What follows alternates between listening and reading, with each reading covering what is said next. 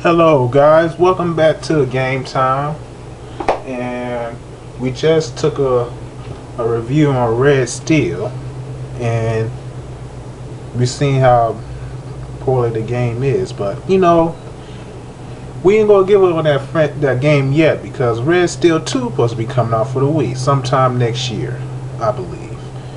If I'm wrong about that, please leave me a comment. But anyway, the next game, Obscure, the Aftermath. It's supposed to be a horror, modern horror type game of college kids in campuses.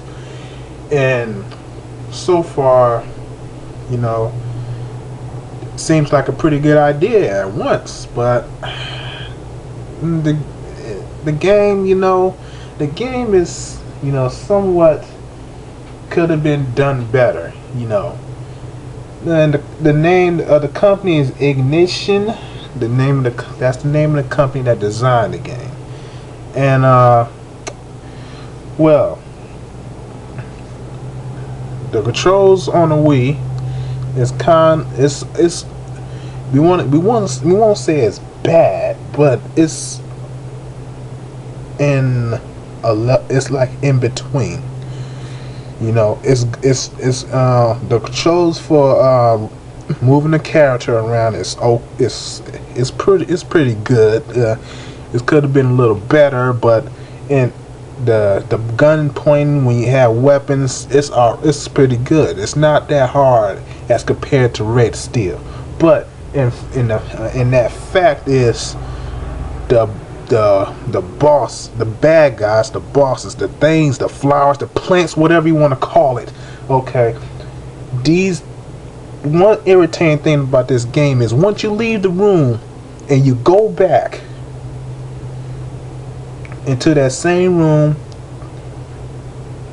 they'll come back magically reappear out of nowhere.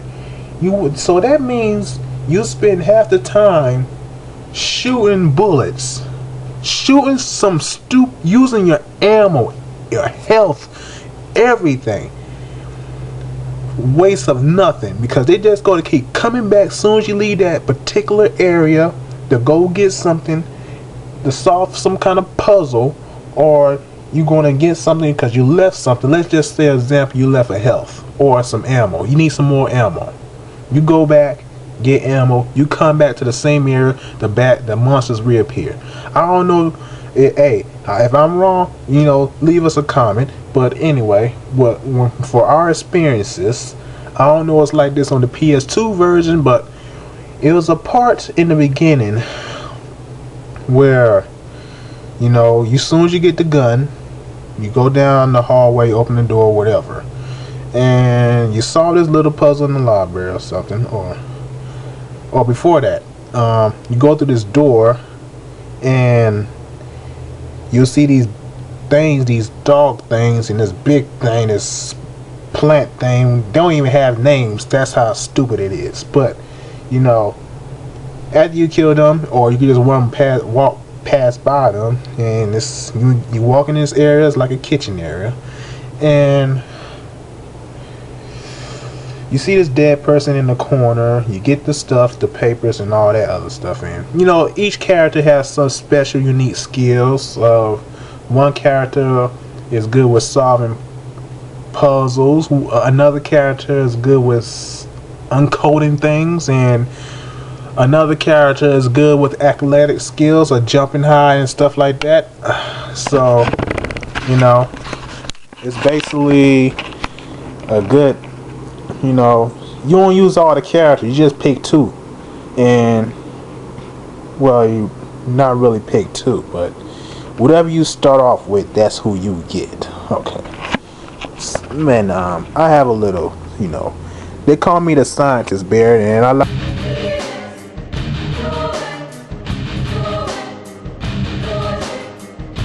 Following up on the original title released in 2005, Obscure: The Aftermath comes to the Wii with everything you'd expect from a summer horror flick, including partying college students, dark hikes through the woods, vacant hospitals, and horrifying mutant creatures.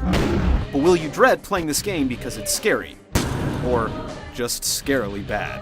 So I won't be shooting my load tonight then, huh? You just save your ammunition for later.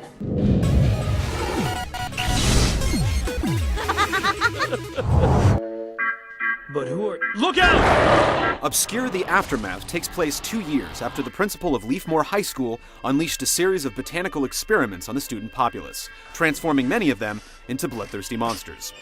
Now, college students have stumbled on the madman's leftovers in the form of hallucinogenic flowers. Having spread their seeds through drug abuse and unprotected sex, the plants germinate, replicating the terrors of Leafmore and leaving only a handful of survivors to escape with their lives. Back when I was in college, we ain't had killer place in college, but this college having lots of girls for me. Dead!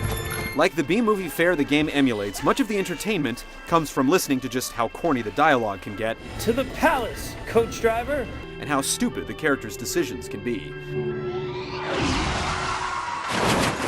You'll be lulled into hoping that the nightmare is almost over multiple times as the story progresses.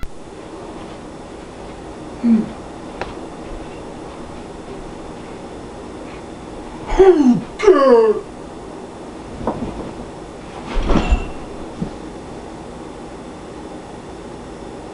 But the plot stumbles on to introduce new villains and situations.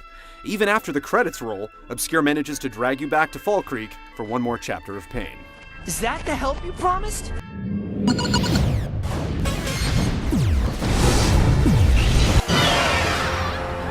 True to the survival horror formula, Obscure the Aftermath provides you with limited amounts of health and ammo and blocks your way with a variety of puzzles. The catch comes with the game's buddy system, which has you managing pairs of characters at a time, keeping both supplied with adequate weapons and health kits. Each character has a different skill that you'll need to proceed. Corey is good at climbing, Sven is strong enough to push heavy objects, Stan can pick locks,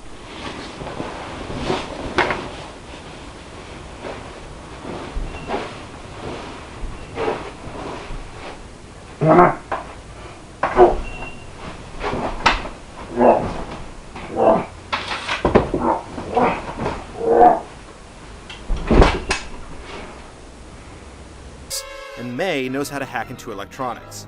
There we go. We can go inside. The 6 characters split up multiple times throughout the game, but they always share the same inventory, even when one group is searching the dorms while another is at the hospital across town. A friend can jump in to join you at any time, but co-op isn't necessarily beneficial. The camera only follows one player, leaving the other to follow closely or get left. Huh? What's this?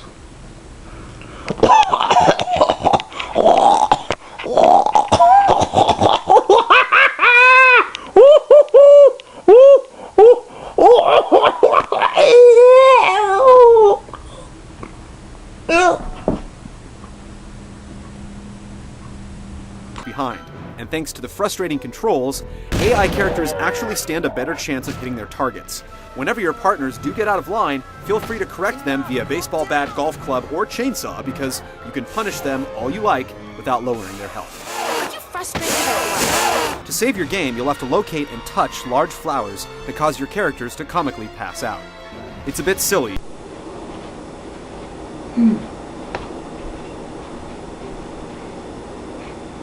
Oh, God.